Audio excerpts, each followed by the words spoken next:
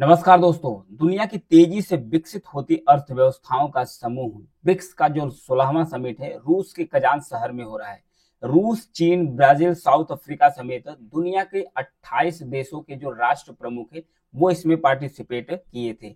इसकी अध्यक्षता इस बार रसिया के द्वारा किया जा रहा है। इस बार इसके अध्यक्ष रसिया के जो राष्ट्रपति हैं व्लादिमीर पुतिन, वो इस बार ब्रिक्स समिट के सदस्य हैं। जो ब्रिक्स है यूरोपियन यूनियन को पछाड़कर दुनिया की तीसरी सबसे बड़ी ताकतवर इकोनॉमिक संगठन बन चुका है। ग्लोबल जीडीपी में अगर यूरोपियन यूनियन की योगदान की बात किया जाए कि यूरोपियन यूनियन का जो ग्लोबल जीडीपी है उसमें कितना योगदान है, तो यूरोपियन यूनियन का योगदान 14% यानी कि 14% है। अब वहीं अपने ब्रिक्स की बात किया जाए कि जो ब्रिक्स है इसका कितना कंट्रीब्यूशन है, तो ये हो गया है 27% की कंट्रीब्यूशन। यानी कि जो दुनिया की जीडीपी है, विश्व के जीडीपी में ब्रिक्स का जो योगदान है वो 27% हो गया। यूरोपियन यूनियन को पीछे छोड़ दिया, यानी तीसरा सबसे बड़ा, सबसे ताकतवर आर्थिक संगठन बन गया। जो ब्रिक्स है इसका खुद का अपना एक बैंक है जिसे न्यू डेवलपमेंट बैंक के नाम से जाना जाता है। न्यू डेवलपमेंट बैंक के नाम से जाना जाता है, जिसका हेडक्वार्टर्स चीन का एक शहर है जिसका नाम है संघाई। इस शहर में इसका हेडक्वार्टर्स रखा गया है। इसकी इसका जो न्यू डेवलपमेंट बैंक है, इसका जो प्रोजेक्ट होता है, ये सदस्य देश होते हैं, जो ब्रिक्स के सदस्य देश होते हैं, चाहे उनका सरकारी काम हो चाहे उनका प्राइवेट काम हो, ये जो न्यू डेवलपमेंट बैंक है उसे फंड करता है, यानी पैसा देता रहता है। राइजिंग इकोनॉमी के कंसेप्ट पर बना इस ग्रुप में पिछले साल 5 देश ब्राजील, रसिया, चीन, भारत और दक्षिण अफ्रीका शामिल थे। इस साल यानी यूएई, ईरान, इजिप्ट और इथोपिया औपचारिक रूप से इसके सदस्य बन गए हैं। पिछले साल 34 और इस साल 40 देशों के संगठन ने इच्छा जताई है कि इस संगठन में किस तरीके से शामिल होना चाहिए।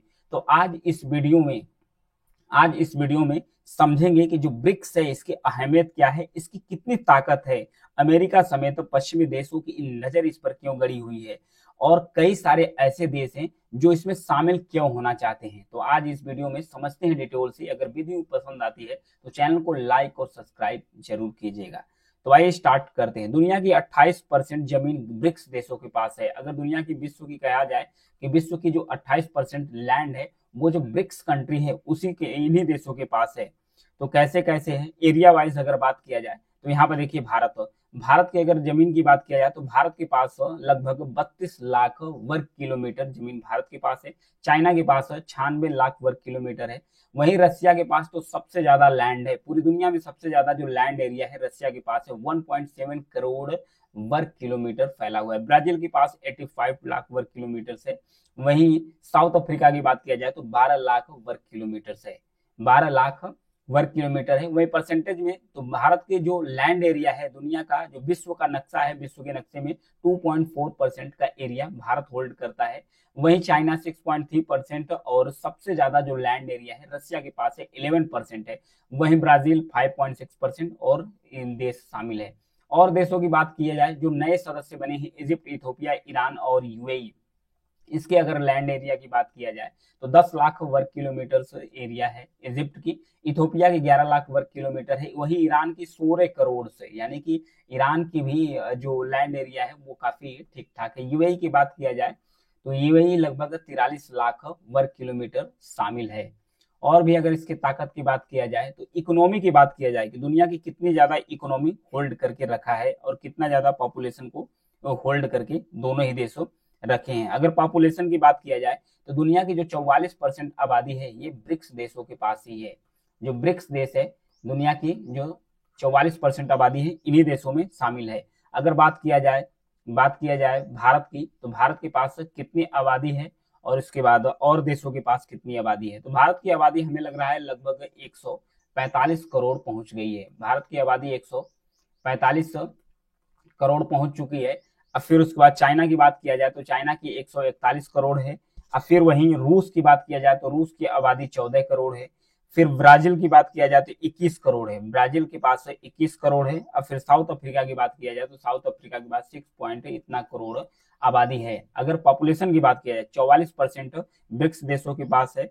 फिर आते हैं इधर ग्लोबल जीडीपी में ब्रिक्स देशों का योगदान, जैसा की बात किया गया कि ये योगदान तो 27% है। 27% इसकी इकोनॉमी में कंट्रीब्यूशन है, ग्लोबल जीडीपी में कंट्रीब्यूशन 27% है ब्रिक्स देशों की।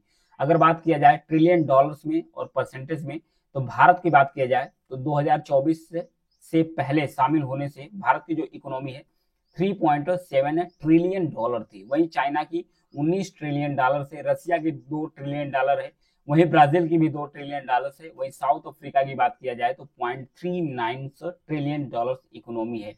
जो 2024 में देश शामिल हुए हैं इजिप्ट, इथोपिया, ईरान, यूएई, इनकी मिलियंस में है, मतलब मिलियंस में 214, 65, 212, 63, 163 इतना करके डॉलर से इनका है। अगर ग्लोबल कंज्यूमर्स मार्केट में बात किया जाए ब्रिक्स का, कि जो ग्लोबल कंज्यूमर्स मार्केट है उसमें कितना ज्यादा हिस्सेदारी है, तो 23% हिस्सेदारी है, टोटल 23% हिस्सेदारी है कंज्यूमर्स मार्केट में ब्रिक्स देशों की। कंज्यूमर्स मार्केट को बिलियन डॉलर्स में काउंट किया गया है, तो कितने कंज्यूमर्स हैं दुनिया में, हिस्सेदारी कितनी है। कंज्यूमर मार्केट्स मतलब कि उपभोक्ता। भारत में अगर बात किया जाए तो 453 बिलियन डॉलर्स का कंज्यूमर्स, मतलब जो उपभोक्ता है वो कंज्यूम करते हैं प्रोडक्ट्स को। चाइना के पास ज्यादा है 3,594, वहीं रूस के पास 532 है, वहीं ब्राजील के पास 334, साउथ अफ्रीका के पास 123 कंज्यूमर्स हैं जो उपभोग करते हैं, इतना बिलियन डॉलर्स का उपभोग करते हैं इन देशों में। वहीं जो 5 देश नए जुड़े हैं उसमें भी देखा जाए तो 49 3.9 और 73 599 मिलियंस यहाँ पर दिया गया है, बिलियंस डॉलर्स में दिया गया, इतना कंज्यूमर्स वहां पर रहते हैं। तो ये था इसकी ताकत। अगर निर्यात की बात किया जाए तो जो ब्रिक्स कंट्री है, ब्रिक्स कंट्री 15% का निर्यात करती है। पूरी दुनिया में जितना भी निर्यात होता है उसका 15% जो कंट्रीब्यूशन है वो किसका है, ब्रिक्स देशों का है। ब्रिक्स देशों का कंट्रीब्यूशन इतना हो गया। टॉप 5 अगर मिलिट्री पावर की बात किया जाए कि टॉप 5 मिलिट्री पावर इसमें कौन कौन है, तो पहला नंबर आता है मिलिट्री पावर्स में आता है यूएसए का आता है, यूएसए अमेरिका का आता है। अगर सिर्फ ब्रिक्स देशों की बात किया जाए, ब्रिक्स देशों की बात किया जाए तो ब्रिक्स देशों में दूसरे स्थान पर है रशिया, अब फिर तीसरे स्थान पर है चाइना, दूसरे स्थान पर रशिया, तीसरे स्थान पर चाइना, अब 4th नंबर पर भारत का रैंक आता है। यानी कि जो टॉप 5 मिलिट्री पावर है, वैसे तो ये आर्थिक संगठन है, जो मिलिट्री पावर्स की बात किया जाए तो दूसरे, तीसरे, चौथे नंबर्स पर जो होल्ड करते हैं ब्रिक्स के 3 देश हैं, रशिया, चाइना और इंडिया। दूसरे, तीसरे, चौथे नंबर पर मिलिट्री पावर्स के अंतर्गत आते हैं। पहले नंबर पर यूएसए है जो कि ब्रिक्स देश का सदस्य नहीं है। वहीं ब्राजील की बात किया जाए तो ब्राजील 12वें नंबर पर आता है, साउथ अफ्रीका आता है 33वें नंबर पर, 33 नंबर पर आता है। अन्य देशों की अगर तुलना किया जाए तो जो ईरान है, ईरान का नंबर आता है 14वां मिलिट्री पावर्स के नाम पर। इजिप्ट का नंबर आता है 15वां नंबर से आता है। इथोपिया 49वां, इथोपिया है 49वां। फिर उसके बाद यूएई है 51। ये है, ये जो मिलिट्री पावर्स है ये हो गया। अब आते हैं दुनिया भर की जो मंदी चल रही थी, पहले एक नजर डाल लेते हैं ब्रिक्स की शुरुआत कैसे हुई। 2006 में इसकी शुरुआत हुई थी। यूनाइटेड नेशन की एक मीटिंग थी, तो इस मीटिंग में 4 देश आपस में मिले थे, एक ब्राजील, रूस, भारत और चीन। 4 देश के जो विदेश मंत्री हैं आपस में मिले। मिलने के बाद ये मतलब तय किए कि जो एक इमर्जिंग इकोनॉमी है ये एक साथ देश आ सकते हैं। फिर 2009 का समय आया। 2009 में रूस में चारों देश का जो पहला शिखर सम्मेलन है वो हुआ। इस संगठन का नाम पड़ गया था ब्रिक। फिर वहीं 2010 की जब बात करें तो 2010 में एक नया देश इसमें जुड़ जाता है, साउथ अफ्रीका। जब साउथ अफ्रीका जुड़ जाता है तो फिर फाइनली ये बन जाता है ब्रिक्स। ब्रिक्स बन जाता है। अभी 2023 में 6 देशों को प्रपोजल दिया गया था इसे एक्सेप्ट करने के लिए। हालांकि इसमें से लगभग 4 देश इसमें शामिल हो चुके हैं। सऊदी अरेबिया अभी विचार कर रहा है, जो अर्जेंटीना है ये अपने आप को बाहर कर लिया कि वो ब्रिक्स का सदस्य देश नहीं बनेगा। ये था इसके बारे में। 2024 में यूएई, मिस्र, इथोपिया, ईरान ने इसकी सदस्यता ले ली। सऊदी अरेबिया अभी भी विचार कर रहा था। तो एक नजर डालते हैं ब्रिक्स के बारे में। 2008 का समय था, 2008 और 9 में इसमें दुनिया में महामंदी चल रही थी। जब महामंदी का दौर चल रहा था तो पश्चिमी देशों का जो इकोनॉमी है ये संकट से गुजर रही थी। उस समय भी जो ब्रिक्स देश है, ब्रिक्स देश की जो इकोनॉमी है ये बहुत तेजी से ग्रो कर रही थी। आर्थिक संकट से पहले जो पश्चिमी दुनिया थी, यानी पश्चिमी देश थे अमेरिका, यूएसए, ब्रिटेन, जो पश्चिमी दुनिया थी ये इकोनॉमी पर 60 से 80% तक होल्ड रखते थे। यानी कि दुनिया की जो 60 से 80% तक इकोनॉमी होती थी वो पश्चिमी देशों के पास होती थी। लेकिन महामंदी के बाद ये कंडीशन बदल गया। ब्रिक्स देशों की जो इकोनॉमिक ग्रोथ है, इससे पता चलना शुरू कर दिया कि तेजी से बढ़ने और पश्चिमी देशों को टक्कर देने की ब्रिक्स देशों में ही क्षमता है। यह संगठन आगे तक चल सकता है और ये आगे तक चुनौती चैलेंज भी कर सकता है। तो पश्चिमी देशों के लिए जो ब्रिक्स है, ये कितना ज्यादा चुनौती पेश कर सकता है, एक नजर इस पर डाल लेते हैं। इस समय जो ब्रिक्स समिट हो रहा है वो कजान शहर में हो रहा है, रसिया के कजान शहर में हो रहा था। हाल ही में रूस के राष्ट्रपति व्लादिमीर पुतिन के द्वारा कहा गया कि जो स्विफ्ट है, यानी कि स्विफ्ट पेमेंट सिस्टम है, इसकी तरह ब्रिक्स देशों का एक पेमेंट सिस्टम होना चाहिए। स्विफ्ट है क्या? स्विफ्ट एक पेमेंट सिस्टम है, इलेक्ट्रॉनिक नेटवर्क है, दो अंतरराष्ट्रीय संस्थाओं को ये कनेक्ट करता है। जैसे कि भारत का भी हो गया एसबीआई हो गया, इंटरनेशनल जो बैंक है भारत का भी, अन्य देशों का भी जो इंटरनेशनल बैंक है, इसके जो अंतरराष्ट्रीय बैंकों के बीच में जो लेन देन होता है, तो लेन देन कौन कर रहा है उसका जो विवरण है, वो जानकारी स्विफ्ट के द्वारा शेयर की जाती है। तो इस तरीके से स्विफ्ट काम करता है। तो रसिया के जो राष्ट्रपति हैं व्लादिमीर पुतिन, उनके द्वारा कहा गया कि जो ब्रिक्स है, इसका अपना खुद का एक स्विफ्ट जैसा पेमेंट सिस्टम होना चाहिए। अगले पेमेंट सिस्टम बनाने को लेकर चर्चा भी चल रही थी कि ये पेमेंट सिस्टम कब तक बन जा सकता है। इससे पहले जो ब्राजील के जो राष्ट्रपति थे लूला डी साल्वास, उन्होंने एक समिट के दौरान कहा था कि जो ब्रिक्स है, ब्रिक्स देशों का व्यापार करने के लिए एक नई करेंसी होनी चाहिए, जिससे ब्रिक्स देश आपस में ट्रेड कर सकते हैं। हमें क्यों डॉलर में ट्रेड करना चाहिए? उन्होंने कहा कि डॉलर में हमें ट्रेड नहीं करना चाहिए, ब्रिक्स देशों का एक नया करेंसी होना चाहिए। हालांकि इस मामले में अभी तक कोई जरूरी डेवलपमेंट नहीं हुआ है। राष्ट्रपति पुतिन ने भी कहा कि पिछले कॉन्फ्रेंस में कहा था कि अभी ये बहुत आगे की प्रोसेस है, फिलहाल इस पर कोई फैसला नहीं हो सकता कि ब्रिक्स देशों की कोई एक नई करेंसी हो। हालांकि संगठन के कुछ देश जरूर अपनी जो नेशनल करेंसी है उसमें ट्रेड करना शुरू कर दिए हैं, जैसे कि चाइना और रसिया।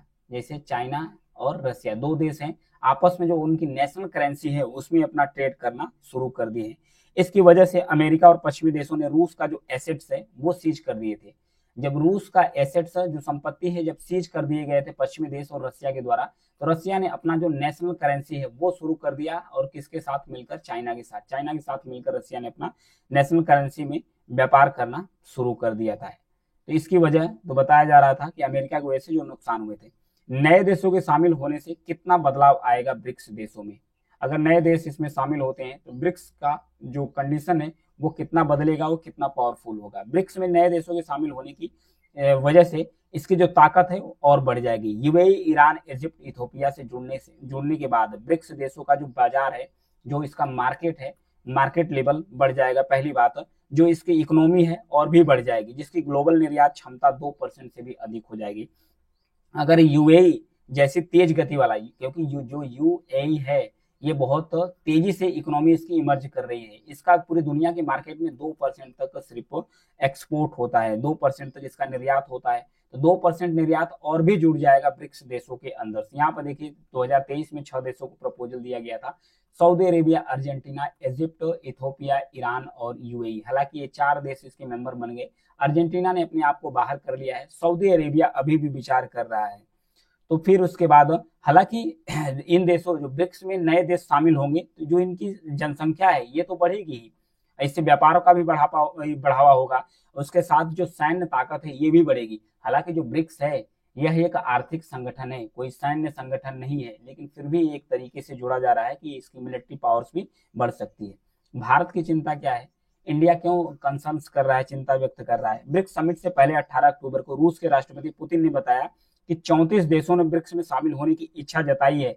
इससे पिछले साल भी लगभग 40 देश अपनी इच्छा जता चुके हैं कि उसमें शामिल होना चाहिए। तो लगभग भारत के एक पड़ोसी देश हैं जिनका नाम है पाकिस्तान, वो भी इसमें शामिल होने की इच्छा जताई है। तो पाकिस्तान को लेकर भारत हमेशा से हेजिटेट रहता है, क्योंकि टेररिज्म को लेकर पाकिस्तान बहुत ज्यादा सेंसिटिव बना हुआ है, तो भारत हमेशा हेजिटेट करता है। तो भारत का हेजिटेशन ये है कि जो नए देशों को शामिल कराया जा रहा है इसका कोई अभी नियम तय नहीं हुआ है, किस आधार पर नए देशों को एंट्री कराया जा रहा है। क्योंकि जो ब्रिक्स बना है, ब्रिक्स देशों का जो संगठन बना है, ये इकोनॉमी के आधार पर बना है। तो पाकिस्तान बहुत बड़ी इकोनॉमी तो है नहीं, तो इसलिए उसे किस आधार पर शामिल किया जाएगा, कि पड़ोसी की वजह से शामिल किया जाएगा, कि इकोनॉमिक्स आधार की वजह से शामिल किया जाएगा, किस आधार पर ब्रिक्स का विस्तार होगा, ये भारत का कंसर्न है। वहीं ब्रिक्स में कम देश होने की वजह से इसके जो फैसले हैं वो लेने में भी आसानी हो सकती है। ऐसे में जो ज्यादा सदस्य हो जाएंगे तो इसमें एक बड़ा चैलेंज ये आएगा कि ब्रिक्स देश सही से और तेजी से फैसला ले पा रहा है कि नहीं ले पा रहा है। दूसरी तरफ भारत और चीन के जो मंसूबे हैं उनको लेकर भी सतर्क रहना चाहता है, क्योंकि चाइना एंट्री करा रहा है पाकिस्तान का, तो पाकिस्तान का जो मंसूबा है इसे लेकर भारत भी अलर्ट है। तो चीन और रूस दोनों ही ब्रिक्स संगठन को पश्चिमी देशों के खिलाफ बने समूह के तौर पर प्रोजेक्ट करना चाहते हैं, क्योंकि चाइना और रसिया दोनों ही चाहते हैं कि जो ब्रिक्स है ये पश्चिमी देशों के खिलाफ है, अगेंस्ट है, इस तरीके से इसे प्रोजेक्ट करने की कोशिश में लगे हैं। जबकि भारत पश्चिमी देशों के खिलाफ नहीं है, भारत एक न्यूट्रल कंट्री है।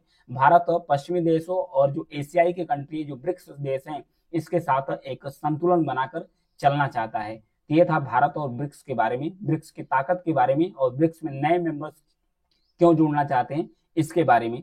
Thank you.